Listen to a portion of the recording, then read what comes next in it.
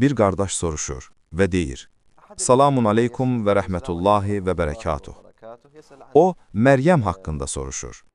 Məryəm necə oldu ki, nikahsız şəkildə İsa aleyhissalamı dünyaya gətirdi? Allah Teala Quranda bu məsələni zikr edir. Allah hər şey üçün bir səbəb qərar vermişdir. Bəli, hər şeyin səbəbi var. Buna səbəb-nəticə qanunu deyilir. Amma Allah Teala öz iradəsi və möcüzəsi ilə istədiyi zaman adi səbəb-nəticə qanunundan kənar bir hadisə yarada bilər. Allah istədi ki, İsa aleyhissalam atasız olaraq anadan olsun. Necə ki, Musanın əsası ilana çevrildi. Necə ki, Salihin dəvəsi dağdan çıxdı. Dağ yarıldı və oradan dəvə çıxdı. Bunlar Allahın iradəsi və möcüzəsidir. Bəziləri deyə bilər, bu səbəb-nəticə qanununa uyğun deyil. Axı uşaq üçün ata lazımdır. Amma Allah belə istədi. Allah öz ruhundan ona üfürdü. Məryəm dedi: Allaha sığınıram. İnsanlar isə onu ittiham etdilər.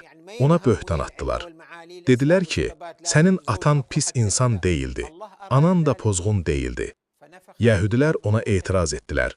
Amma Allah onu həm bir imtihan, həm də öz qüdrətinin möcüzəsi etdi. Hətta qurumuş xurma ağacı belə onun üçün möcüzə oldu. Xurma ağacını özünə doğru sirkələ ayəsində buyurulduğu kimi.